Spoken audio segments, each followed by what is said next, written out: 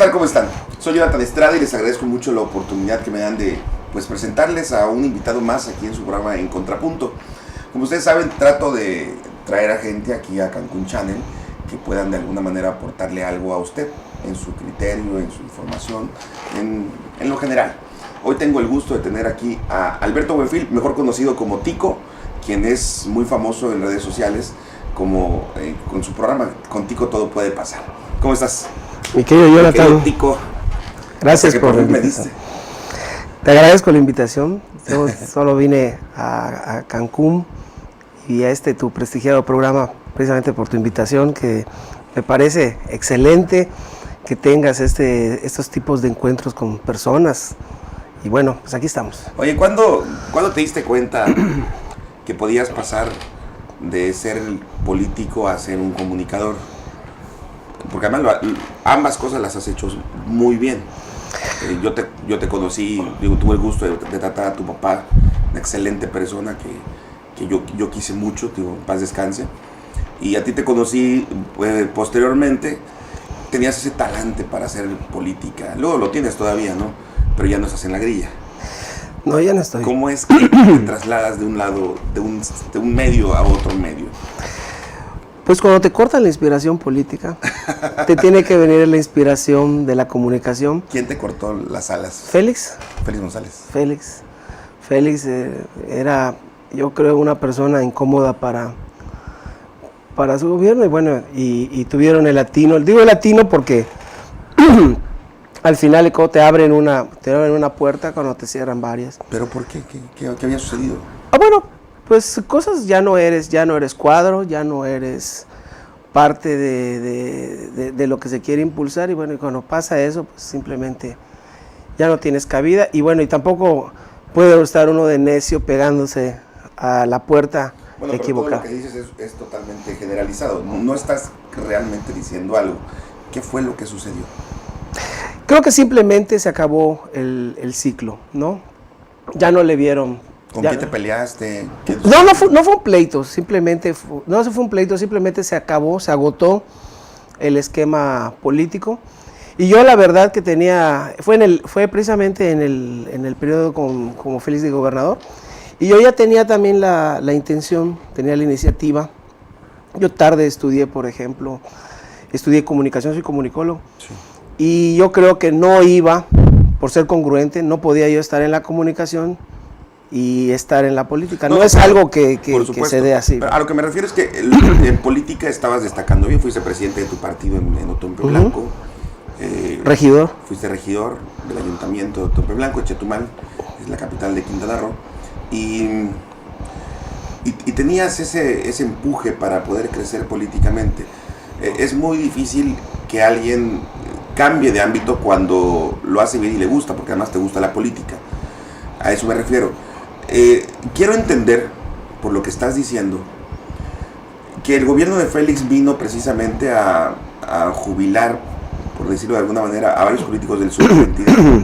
Es precisamente en el gobierno de Félix González Canto donde existe la protesta, el desencanto, ¿cómo decirlo?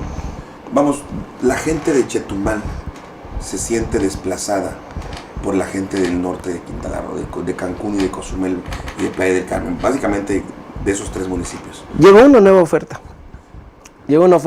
política con Félix, y él trajo su propio impulso, trajo su propio rating, entonces dentro de su propia gente, entonces de eso él necesitaba los espacios para muchos, y bueno, y yo lo entendí muy bien. O sea, digo, no me puse de necio a esperar a que te voltearan a ver cuando ya no requerían, ¿no?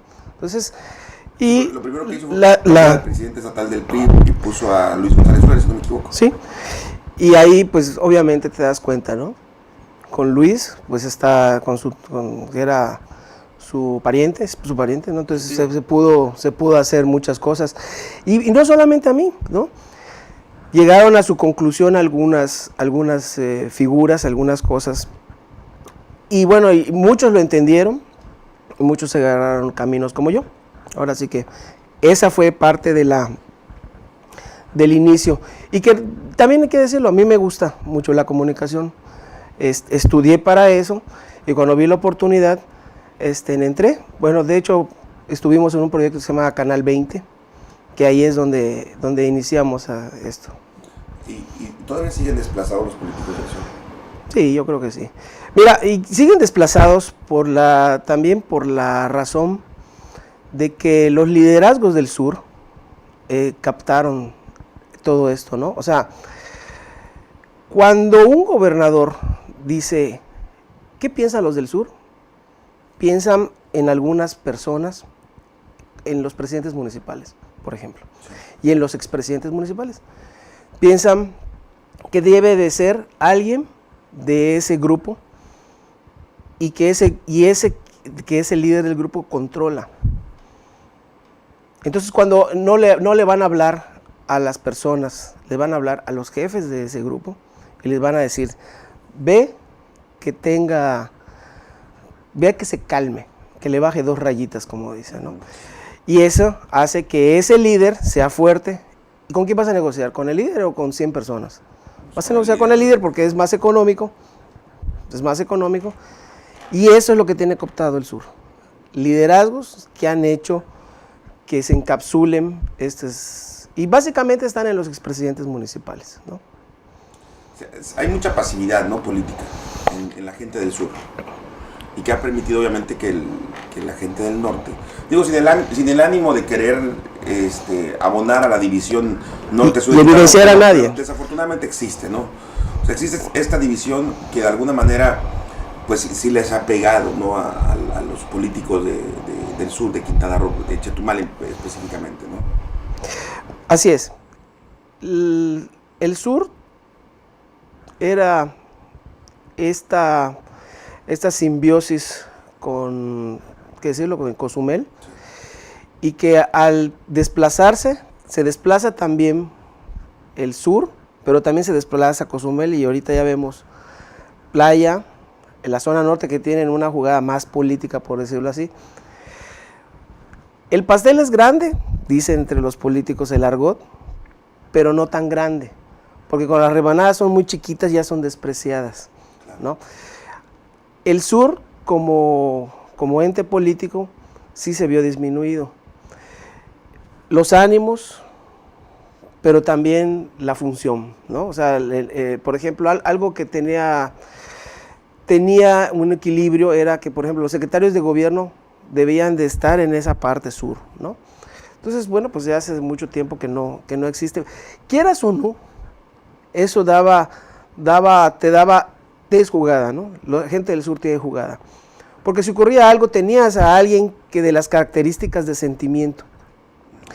Claro, eso es una evolución, yo lo entiendo como una evolución en la política, pero para el sur tradicional, para el pensamiento colectivo tradicional, para ellos sí se ve una disminución. Y más que la burocracia está cifrada en una capital, en donde pues realmente, si no trabajas de la política, dependes de alguien que está en la función pública. Te vas a pelear con tu bolsillo, te estás peleando con quien te da trabajo. Entonces eso delimita muchas veces las cosas de querer ir muy para adelante. Lo que pasó ahora en este cambio de gobierno fue que la gente se rebeló, ¿no? Y dijo, ya no quiero más estos cacicazgos. Y allá para adelante es otros análisis. Sí, bueno, sí, porque al final de cuentas cayeron en el mismo círculo vicioso, ¿no? Con pretender progresar, no se ha logrado todavía el objetivo. Puedo decir algo que es un poco irreverente, pero de repente mucha gente decía, estamos hartos en Chetumal. Yo oí muchas veces eso, que decía, estamos hartos por todos lados. ¿Sabes qué? Yo creo que más bien estaban aburridos. Y de repente, lo digo con todo respeto, estamos aburridos de ver a los mismos en los mismos puestos, y de repente como, bueno, y dices, ¿y qué no hay más? Claro. No hay más personas, no hay más ni aquí ni allá, o sea, ni de aquí ni de allá.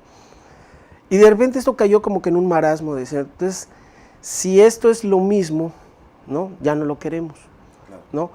Entonces, por eso también la gente, cuando hablan de un cambio, siente que no hubo cambio. O que está muy lento, que no se percibe.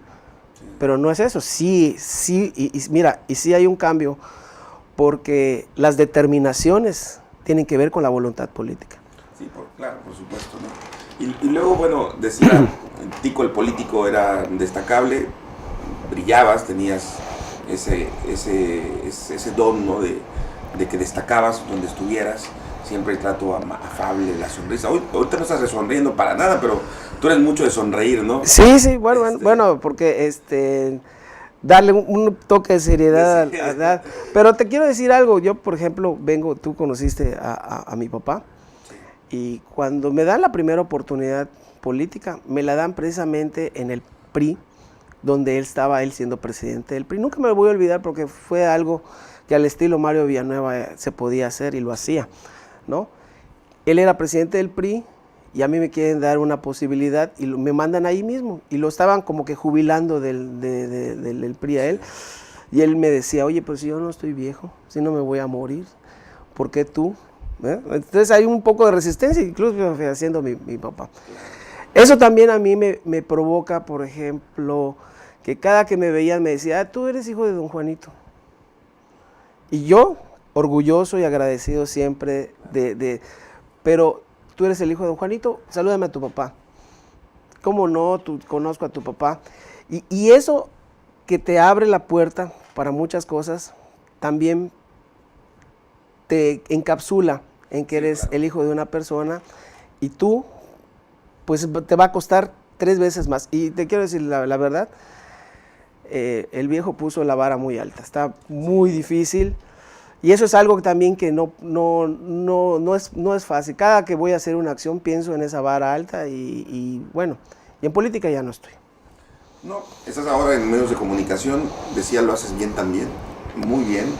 Te has ocupado en promover Quintana Roo, dentro de Quintana Roo, que eso es algo que muy poca gente hace, y que es destacable también.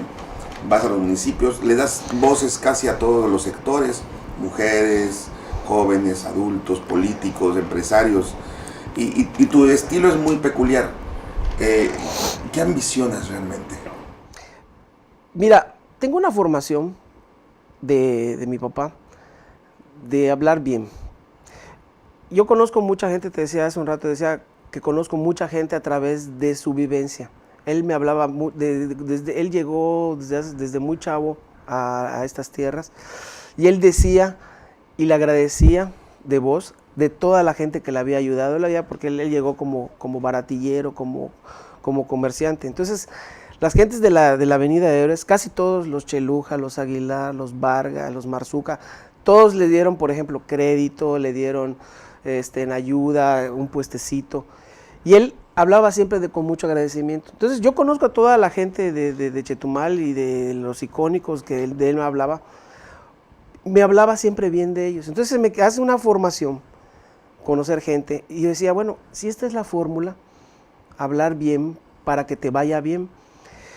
Y hay un amigo mío, Beto Vidal, que trae una inspiración muy fuerte, que es de hablar bien de las personas, de hablar bien de su tierra, de Chetumal.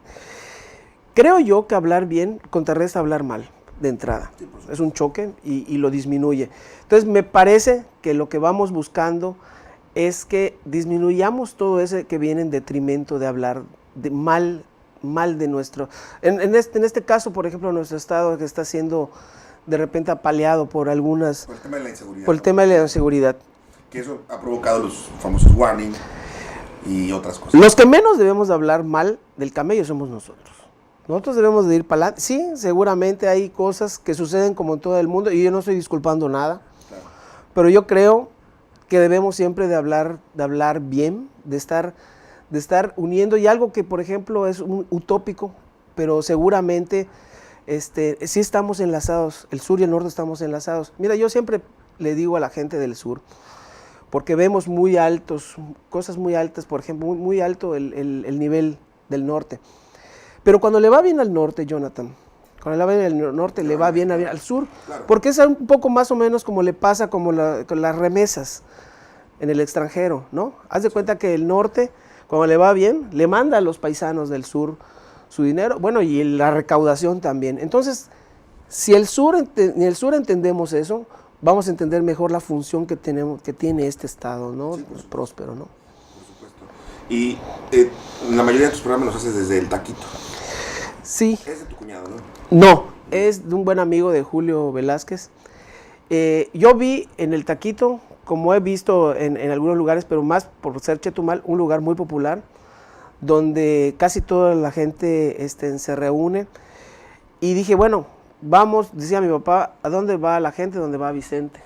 O algo así. Entonces, digo, vamos a hacerlo en un entorno natural. Y parte del éxito de esto es no tanto porque yo lo haga ya, sino porque la gente se atreve a participar. Los tacos campechanos, ¿no? Y porque los tacos campechanos están muy buenos, pero la gente rompe el esquema de estar, por ejemplo, en un rígido esquema, ¿no? Por ejemplo, las entrevistas que de repente llevan escaleta, tú sabes, todo esto, y lo metes en un plano, en un más ambiente de ellos, ¿no? Sí. Y cuando tú le sacas a lo mejor a la gente de ellos, pues se vuelve un buen programa. No eres tú como entrevistador, sino más bien la gente es la que puede aportar. Y yo he aprendido algo, que casi toda la gente, a menos de que sea muy cerrada, tiene algo bueno que decir, ¿no? Sí, no, por supuesto, todos tenemos historias buenas y malas, o sea, hay de todo, obviamente, ¿no? Cualquier persona, cualquiera, todos tenemos una historia, a final de cuentas, ¿no? En tu experiencia, precisamente hablábamos hoy, es un programa grabado, hay que decirle al público. Hablamos hoy con los compañeros Pedro Juárez y Efraín Sánchez Manjarres el trabajo que debe desempeñar el sistema quintana roo de comunicación social, abriéndole espacios a programas como el tuyo, como el de Efraín Sánchez y Pedro Juárez.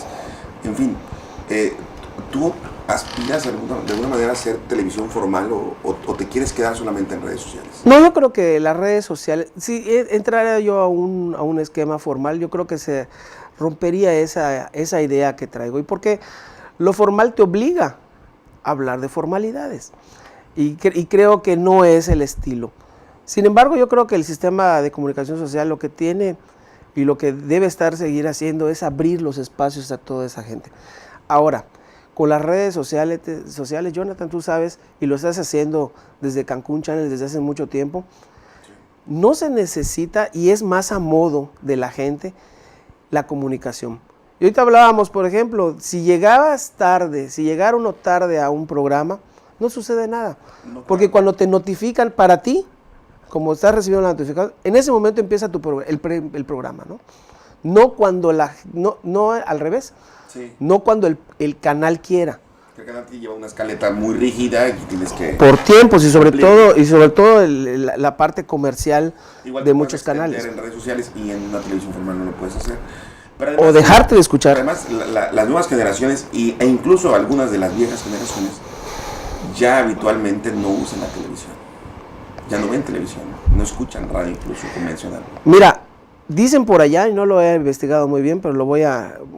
sirve hasta como para hacer una columna, que un smartphone, un celular inteligente, tiene más de 80 funciones que dejamos de hacer. Y estoy hablando del despertador, sí, de la lupa, de la cámara, del mismo llamadas, de aquel beeper, de calculadora. Entonces, más o menos reúnen más de 80 funciones que incluso entre esa va la televisión. Sí. O sea, va la televisión convencional. O sea, ya puedes ver, o sea, no te estoy diciendo que la dejes, sino estás viendo la televisión convencional dentro de tu celular. Y a lo que va esto, yo creo que va a ir progresando. Sí. Vamos a tener más de 80. No hace falta que tengan agua fría y caliente un día de estos los celulares. Sí, seguramente. Oye, y en el plano político, ¿tú cómo viste el informe de Carlos Joaquín?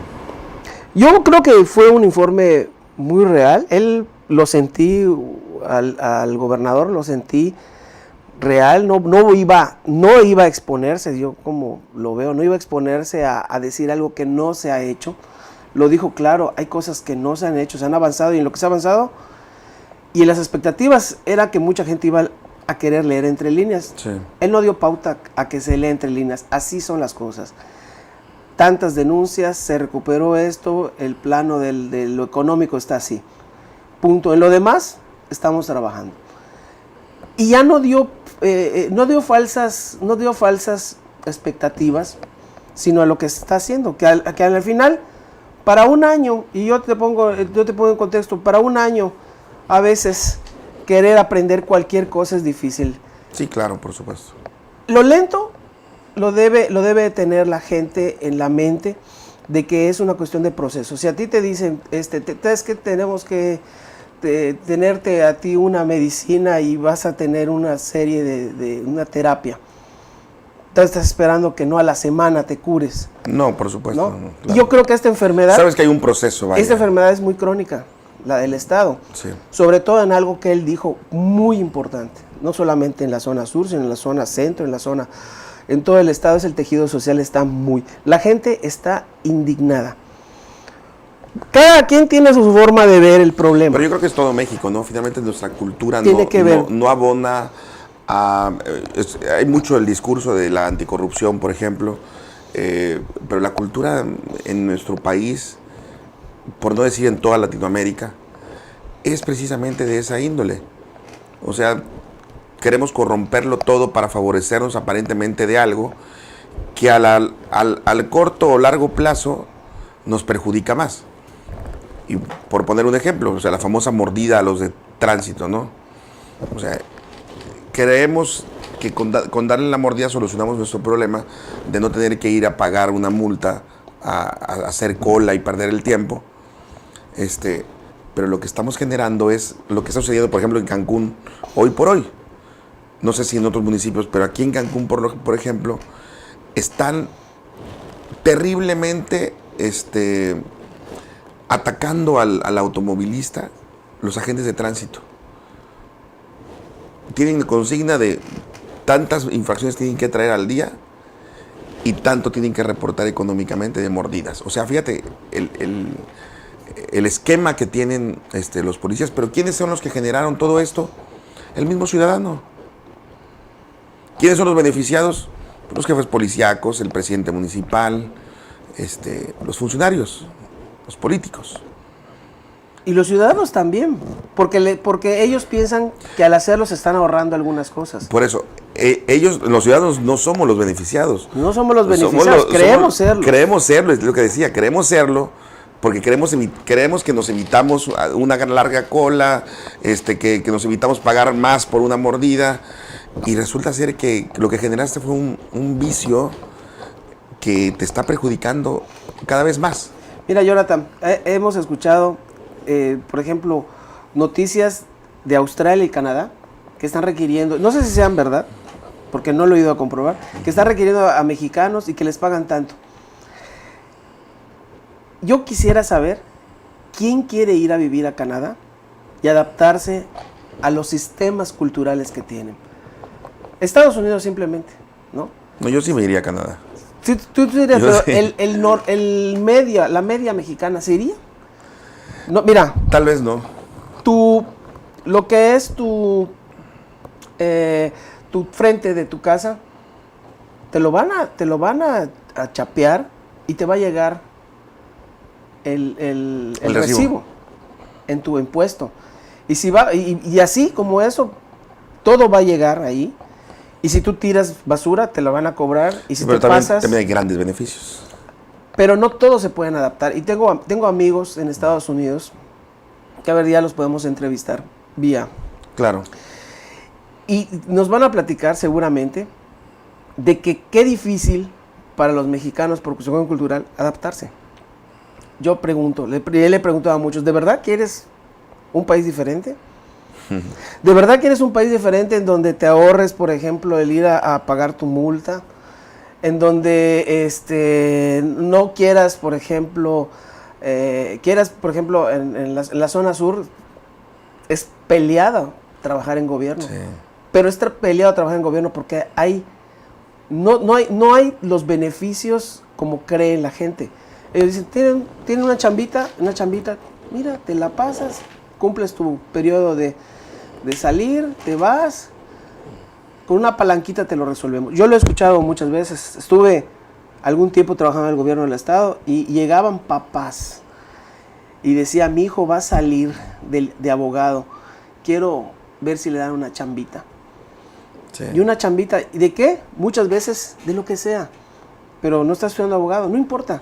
Como es asegurar algo, ¿no? Ese chiste, ¿no? Que bueno, no sé si sea chiste, pero parece chiste. Aquel famoso político que su hijo, pues, no quiso seguir estudiando, entonces, pues vas a tener que trabajar, ¿no? Y le habla a un alto funcionario, cuate de él, y le dice, oye, fíjate que mi hijo no quiere seguir estudiando, entonces tiene que trabajar, consíguele una chamba, por favor, donde no gane mucho, porque si no ya no va a seguir estudiando después. Está bien. Le llama por teléfono a las 3 horas, ya tengo el mejor lugar para tu hijo. A ver, ¿dónde? No, pues bueno, de asistente personal del presidente municipal de tal municipio. Va a ganar 200,000 pesos mensuales y va a estar chambeando con él todo. No, eso es mucho. No. Dale algo menos, que gane menos. Y así se va escalando hasta que dicen, no, mira, yo quiero una chamba donde gane, no sé, 5,000, 8,000 pesos mensuales. Újule, no, para eso tiene que haberse recibido de arquitecto, ingeniero, licenciado, lo que sea. Tiene que pasar 5 exámenes. Hay además una larga fila de profesionales que están en espera de que se les dé cargo y pues están como meritorios. No, para esos sueldos necesita estudiar a su hijo. Y es la realidad.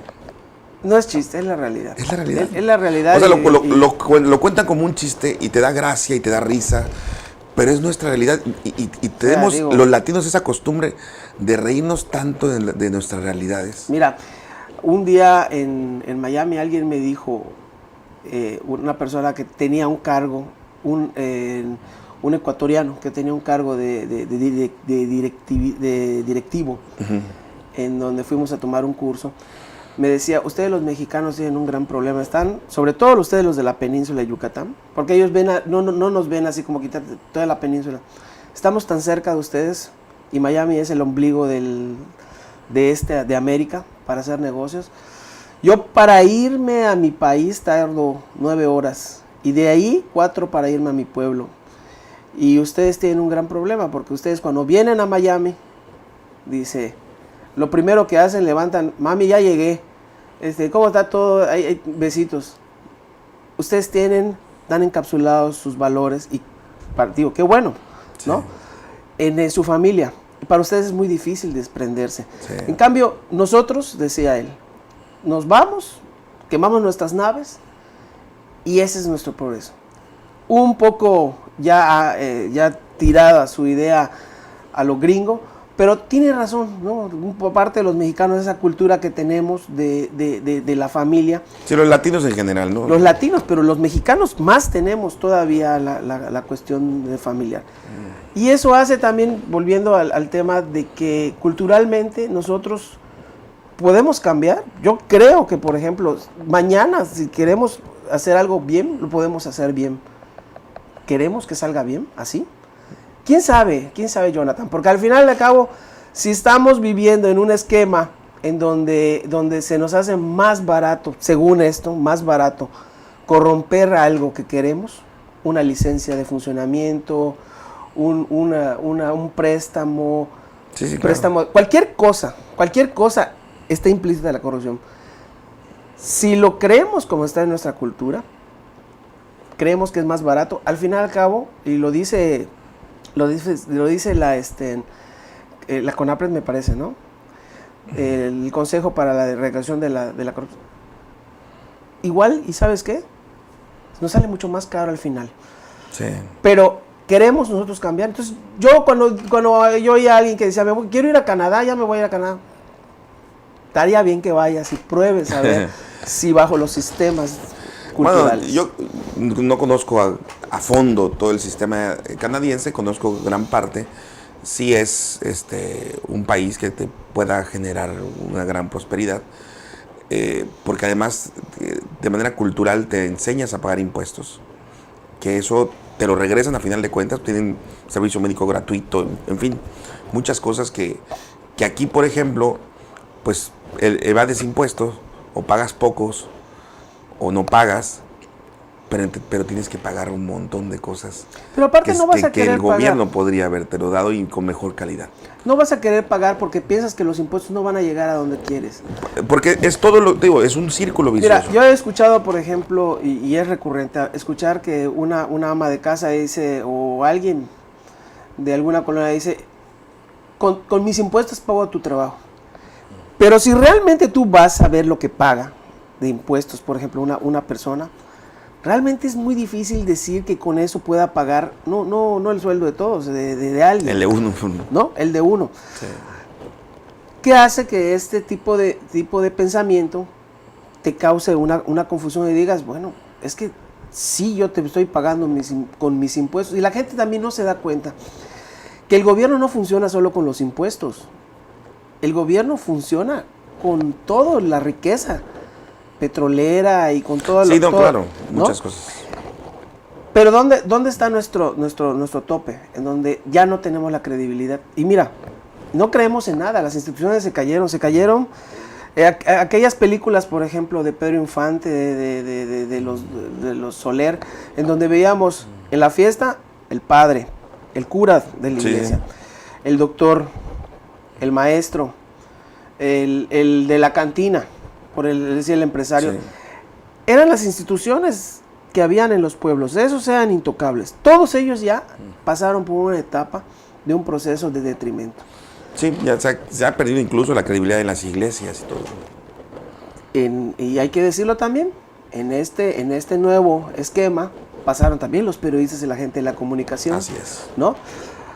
Hablando de, por ejemplo, en el pasado inmediato, por ejemplo, de los convenios, por ejemplo.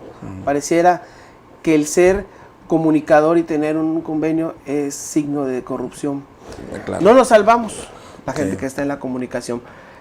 ¿A quién le creemos? Bueno, tampoco la gente se salvó. La gente común y normal tampoco se salvó. La gente en las redes sociales.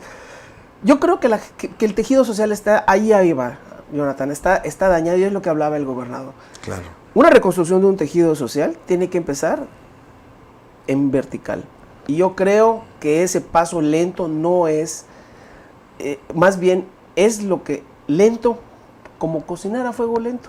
Sí. No creo que si él hubiera, por ejemplo, dicho en lo que me preguntabas en su informe, dice, ¿sabe qué? Ya a un año combatimos todo, ya está, váyanse felices a sus casas, agárrense de las manos, no tenemos envidias, rencores, hay lana. Yo creo que eso no va a suceder, y fue real al decir que todavía estamos en un proceso. Muy bien. Oye, pues, una delicia platicar contigo, mi querido Tico. Contigo todo puede pasar. Gracias a ti, Jonathan, por tu amistad de años.